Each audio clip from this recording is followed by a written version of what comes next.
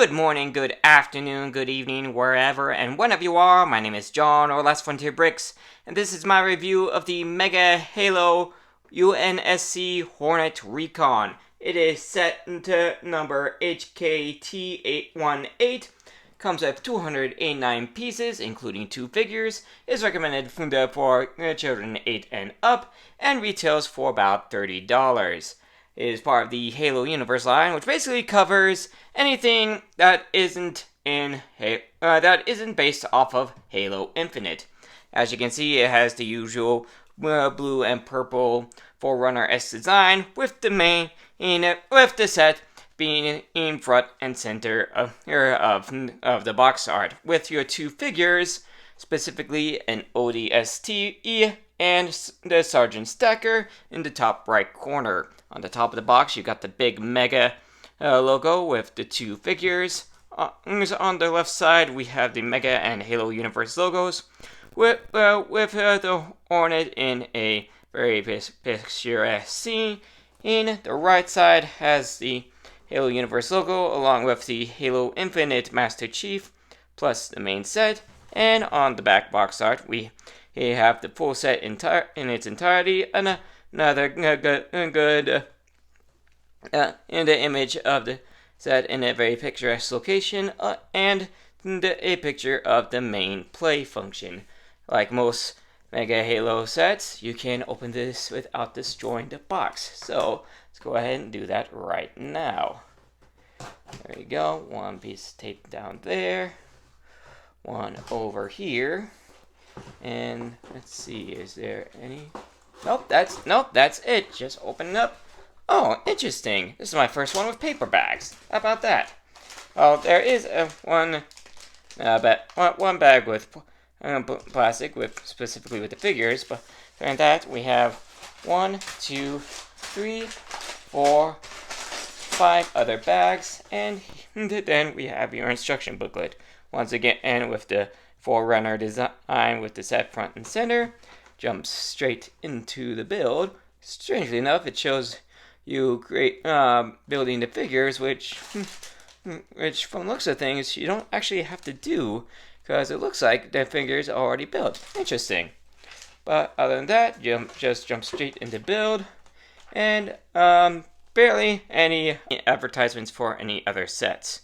So I'm gonna go ahead and get this thing built, and then I'll start with the review, starting with the figures.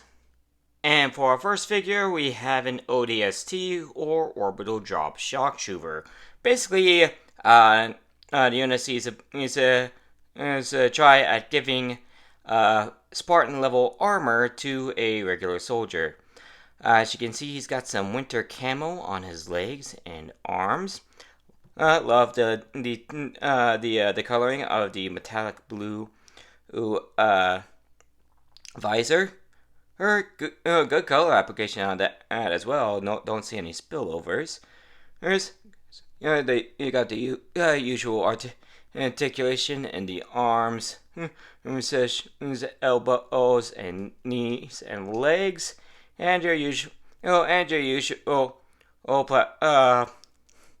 plate for a stand, and some good red markings on the shoulder pads and a backpack. And his weapon is the Halo UNSC battle rifle. Oh, nothing too crazy with this one, except for the regular level of detail on it. No dual molding or extra paint colors, but it certainly works. And as usual, you can just attach it to your troopers, and nothing too crazy about this trooper, but a good one nonetheless.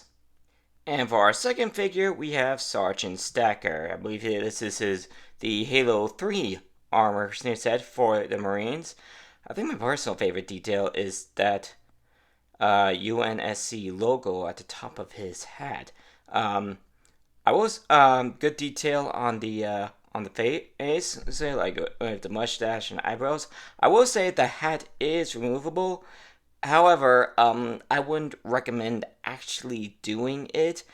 Once you take it off, you can't unsee it. and well, let's just say it's awkward to say the least. The rest of the figure, anyway, is good.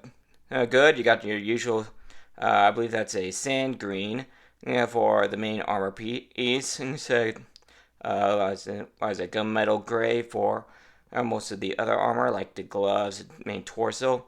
Oh, but you also got some sand brown mixed there at the waist and arms. So good mix of coloring all around. And his weapon is your standard Halo Magnum. Again, nothing too crazy, no dual molding, no extra paint applications, but it's a good model nonetheless. So, two good figures, nothing too crazy about them, but I'm not going to complain about them either. And here is your main build, the Hornet. I will say, I'm glad I decided to wait a little bit before I did this part of the review, because I actually, when I started off, I actually built a very important part of the vehicle incorrectly, and that is these landing skids. I didn't take a good look at the instructions, and I didn't realize that the green pieces here were supposed to be completely covering the gray pieces here, including these ball joints. So I had them one stud back, and that made the whole under section quite a nightmare to keep together. But that's on me. So I'm glad I decided to wait. Let's go ahead and go from the ground up. Like I said, the landing skids are attached to the main body via a couple of ball joints in order to get that really good look. Okay, to get that the look of the Hornet. As you see, you got one extra landing skid on the front, and like I said, it's all attached by ball joints. The majority, actually, the main section is basically just plates on top of plates, and as you can see from the back here. So interesting build. I felt like it was made that a little weak, but that might have just been because I built it wrong. The skids are you can see the skids are attached to the body here via a couple of pipes, and that landing skid is big enough for you to attach a figure to attach your ODST Trooper to. In fact, they even provide a little handhold for him. So you can just, there you go, just attach. Moves a bit. There we go. Maybe I've. Oh, there we go. That might be why. I was a little bit too close to the main body. There we go. Okay, so he can basically attach from his on his hand. Probably find a way to be able to do both feet and hands, but you can't attach. But he can attach himself to the Hornet right along as your cockpit opens. No seat in there, but I'm pretty sure you guys can see that printed tile for the controls, and they show a stacker in the cockpit. So let's grab him. There we go. Pop him in there. Actually, this is actually the first time I've gotten him in the cockpit. Don't know how well he'll fit. Okay, he fits pretty well. His head's basically right up there at the top of the glass, but he fits in there. Actually, the cockpit piece is two pieces. One for the plastic, and unfortunately mine doesn't appear too scuffed up, so good on that. And then the main piece, got your sensor suite up here that's fully brick built. Then you got your UNSC logo, your UNSC lettering. I will say that every detail on here, like these danger signs here at the rotors and the UNSC on the tail, these are all printed. No stickers on this entire set.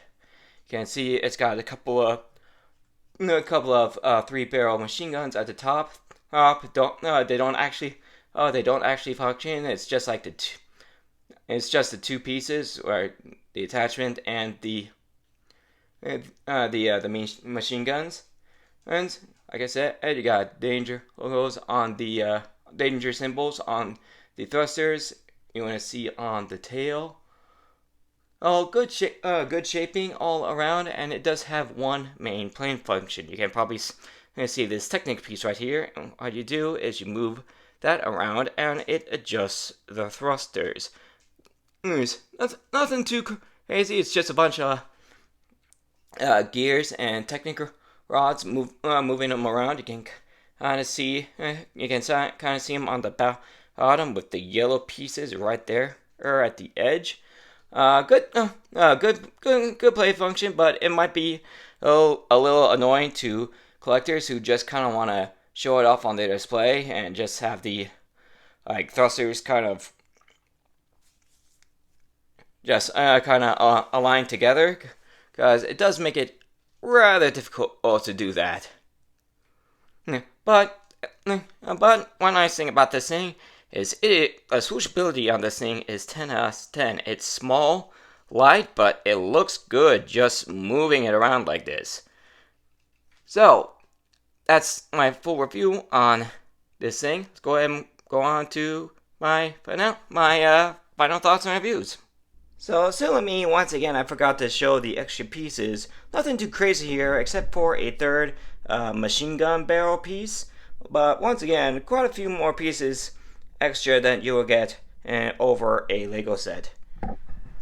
So for a $30 set, I gotta say I think this thing is worth the value.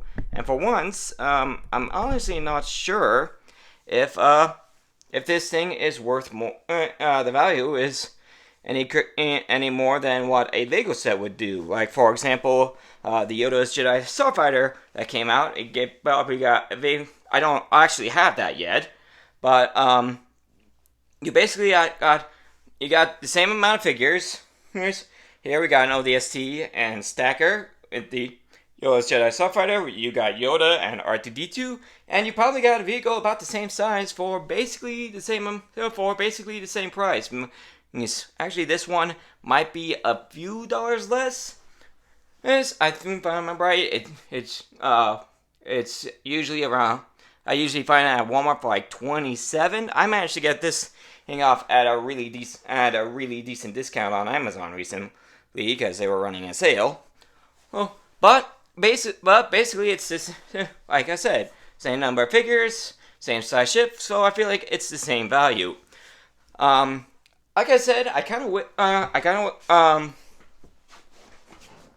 will say, I'm not sure, like, the rotating rotors would be the choice of play function that I would have gone with. I probably would have gone with maybe, like, one of the spring-load shooters, like, on the Banshee that I did a review on, for, like, the machine guns, or Hornets are known to also carry rockets, so those shooters could have simulated those. But it's like I said, it's not the best play feature, but it's also not the worst.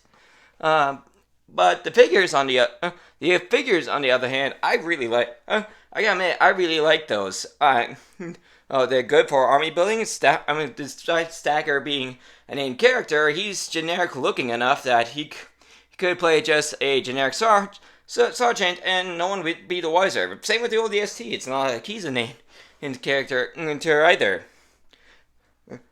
So to be honest, I personally, I might pick up a few more of these because like I said, it's a good set, good figures. There's something you can army build just slightly without breaking the bank. And every time you see these Hornets, they're always flying around in squadrons, so it's not all that crazy to have multiple of these guys. And for $30, I think the price is justified for what you get. So that will do it for this review. Thank you for joining me for it. If you guys enjoyed it, you know what to do. On the end screen, just a few seconds, you can check out all my other Mega Halo set reviews. And I'll see you all in the next video. Later, everybody!